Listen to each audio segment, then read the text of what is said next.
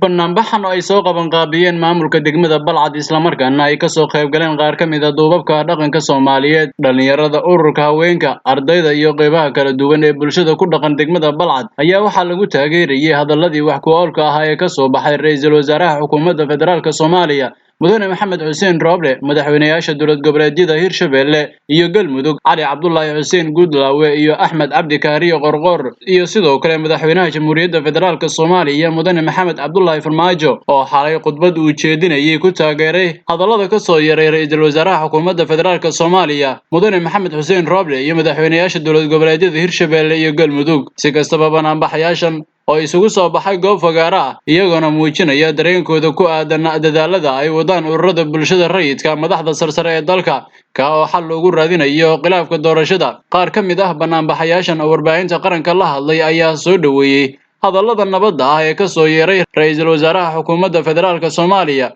mudane Maxamed Xuseen Roble iyo sidoo kale madaxweynayaasha Hir-shabelle iyo Galmudug iyo codkii qaaliga ah ee ka soo baxay madaxweynaha Hir-shabelle mudane Cali Guudlaawe Xuseen iyo madaxweynaha Galmudug Axmed Kaariyo Qorqor munaasabadaas oo ku saabsanayd in Soomaaliya ay ka baxdo isqabqabsiga ka taagan magaalada Muqdisho loona baxo heshiis isfaham ah taas iyada ah ayaan aad iyo aad u soo dhaweynaynaa madaxweynaheena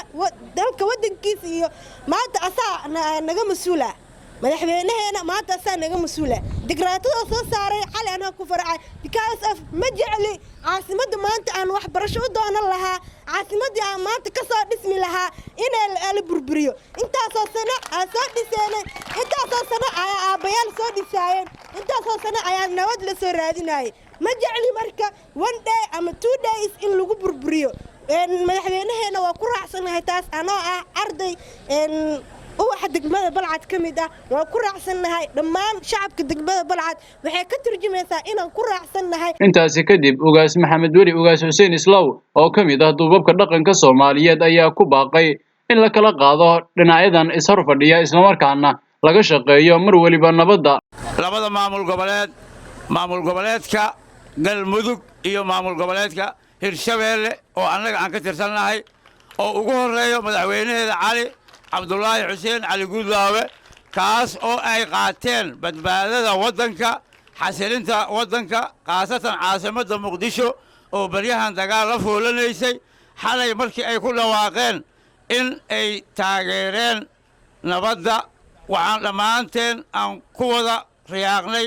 hadalka ka soo yeeray labada maamul goboleed ugu dambeyn gudoomiyaha degmada Balcad mudane Qaasim Cali Nuur Furdug ayaa u mahadceliyay shacabka reer Balcad oo dareenkooda muujinaya iyagoona isku soo baxay xilli qoraxda ay kulushahay maalin Ramadaan ay tahay waxaana sidoo kale u mahadceliyay ra'iisul wasaaraha xukuumadda federaalka Soomaaliya mudane Maxamed Xuseen Roble madaxweynayaasha Hir-shabelle iyo Galmudug Cali Guudlaawe Xuseen iyo Axmed Cabdi Kaariyo Qorqor oo qaatay doorkooda ku aadan nabadda dalka isagoona gudoomiyaha si qaas ah ugu mahadceliyay madaxweyne Farmaajo oo taageeray hadalada ka soo baxay madaxda sarsare ee dalka ka oo ku aadan xasiloonida nabadda iyo horumarka dalka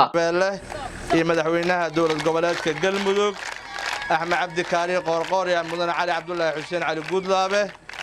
maanta waa ognahay maalin soo qaad oo ognahay kulaalka jiro haddana waxaan u adkayso weyn haddii aan bulshada reer Balcad xaaladda ka taagan magaalada Muqdisho madaxweynaha dowlad goboleedka Soomaaliya koonfur galbeed ambassador West Cabdicasiis Maxamed Xasan lafta gareed oo asla taageeraasina u mahadceliyayna sidaas awgeed waxaana dhibayso xaaladda ka jirta magaalada Muqdisho waxaan u mahadcelinaynaa marka madaxdii garatay in la badbaadiyo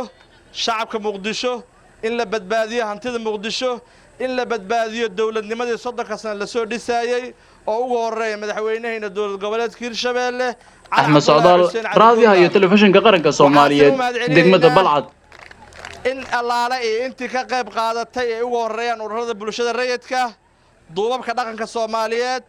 duubabka dhaqanka reer Muqdisho saraakiisha ciidamada madaxdii Axmed Socdaal raadiyaha iyo telefishinka qaranka Soomaaliyeed degmada Balcad